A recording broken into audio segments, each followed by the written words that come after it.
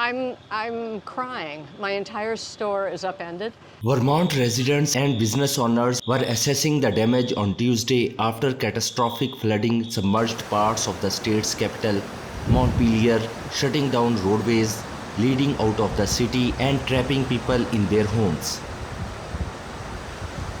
Vermont officials called the flooding the worst since Hurricane Irene reached the New England state as a tropical storm in 2011 and caused about $750 million in damages and 7 deaths in the state. Streets and shops were inundated, and residents said they were shocked at how quickly the floodwaters rose.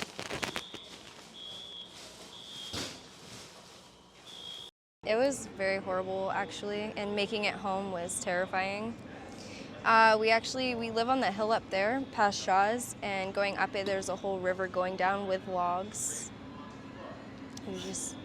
Yeah, it's different for me because I'm not from these parts. I'm from like New York, so we don't get a lot of this. So it was a new thing to go through.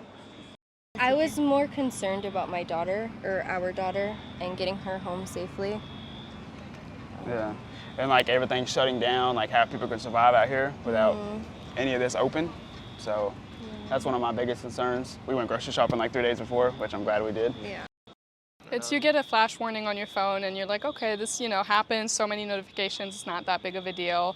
And we've been getting flood warnings for the past few weeks with all the rain we've been getting, so that's what I was expecting. And then someone knocked on our door and was like, you need to move your car, thankfully. And so we had time to get the car out, and then afterwards, as you said, going downtown, just realizing that you had water up to here was absolutely insane. And it's really unlike any other event I've ever lived through. Yeah, really bad for all the businesses, mainly all the people that are experiencing property damage. I mean, I know economically things haven't really been the greatest for a lot of people right now, and I think, unfortunately, this could be kind of a breaking point for a lot of people financially. Shop owners mopped up the damage and assessed the financial cost of the floods. No, we were fortunate to have a good tribe and a good group of folks who are going to come and assist us, and they've already started showing up, and that's what Montpelier is. So, I'm crying. My entire store is upended. My freezers are all over the place. The stock that I had up 3 feet is now all over the floor. The stuff that I had up 4 feet and higher is fine. Small refrigerators upended. Everything is ruined. And I would doubt on my insurance if I have flood insurance, but hopefully I have like some other type of business liability. But I have a strong group of friends who are going to help me clean up. I was able to get some of my things off of the floor, but a lot of it just got upended and thrown around by the water. So there's a lot of loss and damage, and right now this is the first time I've been in the space. I've only been here for about half an hour, so I'm just assessing everything. But yeah, it's really hard to take, and I think it's worse than what we were all expecting. Oh, yeah. This is our production packaging area. So this is where we bag all of our product, and a lot of this just got lifted up and shoved around. As you can see, I haven't really moved anything yet. And then our kitchen, which is back here, this is where we do all of our baking and produce all of the dog treats. There's no working light in here now, so you can't see very well, but the water got up pretty high there, knocked that bowl off of the mixer and got pretty high up on the ovens. So when we came last night, the water was about to here.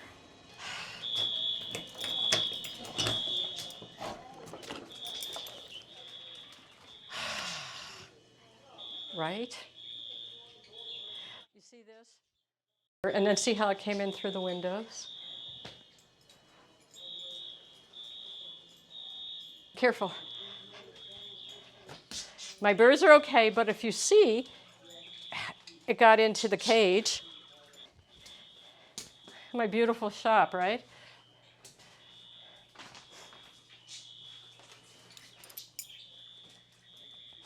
Yeah, and then this is the cat section, and the water must have just upended all of this. Throughout the state, search teams have rescued 117 people from their homes and cars by swift boats, as officials fielded calls that even more people were trapped in their homes in remote areas.